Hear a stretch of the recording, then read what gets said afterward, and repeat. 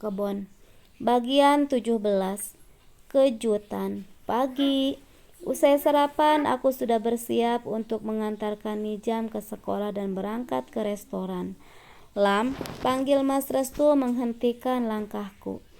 Aku menoleh pada sosok lelaki yang kini sudah merasa jauh dariku tersebut. Mulai sekarang kamu tidak perlu berangkat ke restoran lagi, ucapnya dingin, yang seketika membuat dahiku berkerut. Dan tak mengerti apa maksudnya. Maksudnya? Tanyaku penasaran. Ya, maksudnya kamu berhenti kerja. Tiba-tiba Ayuna datang menyela percakapan kami. Tetapi aku belum mengerti, karena mulai sekarang aku yang akan mengurus restorannya, ucap Ayuna dengan santai. Rasanya aku ingin tertawa mendengar kepercayaan dirinya. Sebaiknya kamu tidur sebelum bermimpi, Ayuna, ucapku. Kalimat itu lebih cocok untuk Mbak Nilam, ucap Ayuna sembari melipatkan tangan di dada.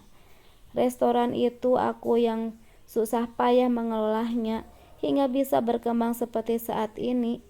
Jadi, apa hakmu ingin memiliki restorannya? Dengar ya, kamu tidak punya hak sama sekali. Itu usahaku, milikku, tegasku. Ayuna tersenyum seolah tengah mengejek. Apa? Mbak Nilam lupa kalau restoran yang katanya Mbak kelola sekarang sudah berkembang akte tanah dan gedungnya kepemilikannya atas nama Mas Restu.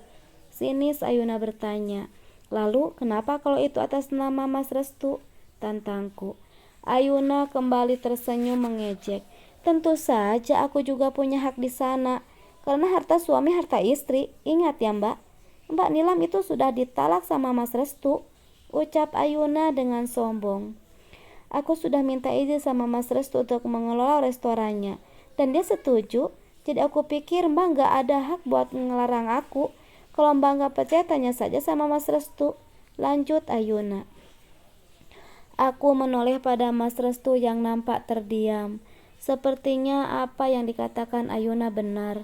Meskipun Mas Restu mengizinkan, tapi aku tidak akan menyerahkannya, tegasku lagi.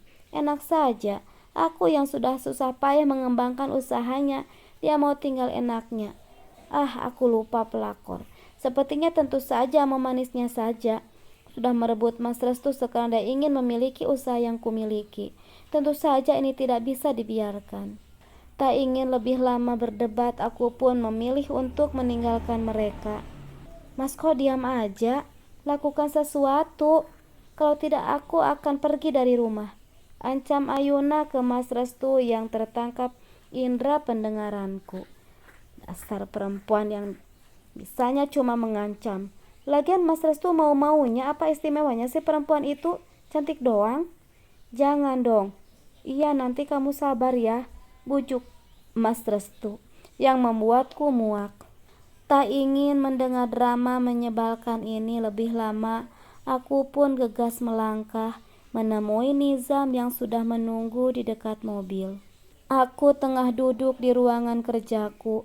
Pikiranku melayang pada peristiwa tadi pagi, di mana Ayuna menginginkan restoran ini karena akte tanah dan bangunan ini atas nama kepemilikan Mas Restu. Itu artinya ia akan lebih mudah untuk membujuk Mas Restu agar terus mendesakku untuk menyerahkan usaha ini. Ini tidak bisa dibiarkan. Aku harus bisa mengganti akte tanah dan bangunannya menjadi milikku. Saat tengah memikirkan itu, semua tiba-tiba ponselku berdering. Panggilan masuk dari Anya. Aku pun segera menggeser tombol warna hijaunya. Halo, ya ada apaan? Tanyaku begitu sambungan telepon terhubung. Aku dengar Restu udah nikah lagi ya? Tanpa basa-basi, Anya malah balik bertanya. Sebelum menjawab pertanyaan Anya, aku menghela napas dalam, lalu membuangnya dengan maskul. Iya, jawabku lemah. Kamu yang sabar ya Lam, ucap Anya memberi semangat. Ya, apalagi yang bisa kulakukan selain mencoba menerima takdir. Aku tidak bisa mempertahankan rumah tanggaku dan menjadi wanita satu-satunya Mas Restu. Makasih ya An, balasku merasa terharu. Terus gimana soal kamu butuh pengacara kemarin? Maaf ya baru hubungi sekarang, Kemarin-kemarin anak kami sakit, jadi Mas Hendra lupa dan baru bisa ketemu kemarin teman lamanya waktu SMP dulu. Maaf ya, ucap Anya terdengar tak enak. Iya, gak apa-apa, An. Gak perlu minta maaf gitu, santai aja. Saat ini aku sedang menunggu Masa Idah, jawabku. Putri sakit apa? Masa Idah? Berarti kamu... Kalimat Anya terjeda. Mungkin ia tak enak untuk mengucapkan itu. Putri, kata dokternya, gejalanya tipes. Lanjutnya, lagi-lagi aku menghela napas dalam dan membuangnya perlahan. Dengan begitu, beban ini merasa sedikit berkurang.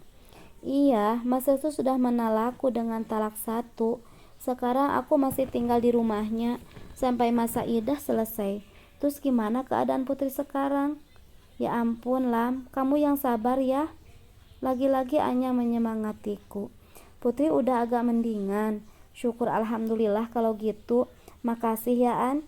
Ya mungkin ini sudah menjadi jalan pernikahanku. Duh, kamu benar-benar luar biasa Lam. Mungkin kalau aku di posisi kamu, aku sudah kabur, ucap Anya di ujung ponsel. Dari suaranya ia begitu emosi. Aku tersenyum. Di saat begini perhatian teman seperti aliran kekuatan. Ya udah Lam, si Putri dari tadi masih agak rewel. Aku tutup dulu ya. Nanti kalau ada waktu kapan-kapan kita sambung lagi. Oh iya, kalau ada apa-apa jangan lupa hubungi aku ya. Iya, gak apa-apa. Salam buat putrinya cepat sembuh. Setelahnya aku pun mengakhiri sambungan telepon.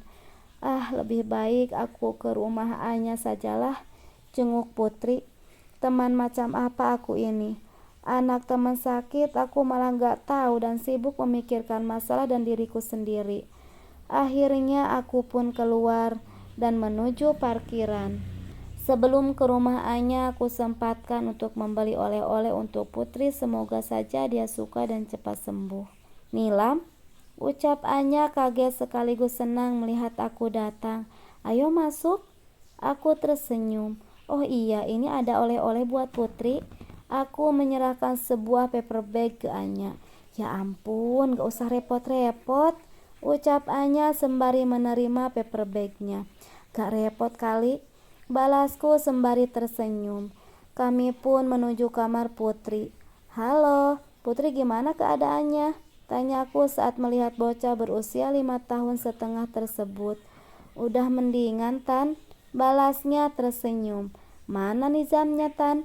Tanyanya kemudian. Ada di rumah. Tadi tante dari restoran langsung ke sini. Pas Mama Putri bilang kalau Putri lagi sakit, jawabku. Kami pun terlibat obrolan ringan hingga tak terasa putaran jam terus berputar ke kanan mengantarkan pada sore. Aku pun segera pamit pulang. Tiba di rumah, suasana nampak sepi. Mobil Mas Restu terparkir di carport, berarti dia sudah pulang. Aku pun segera memarkirkan mobil di samping mobil Mas Restu, lalu turun dan melangkah ke pintu.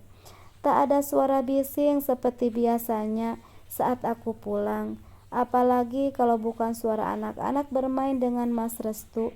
Entah kemana mereka. Aku pun segera membukakan pintu sembari mengucap salam. Namun belum sempat aku melanjutkan salamku hingga akhir, aku dikejutkan dengan sesuatu yang benar-benar di luar dugaanku.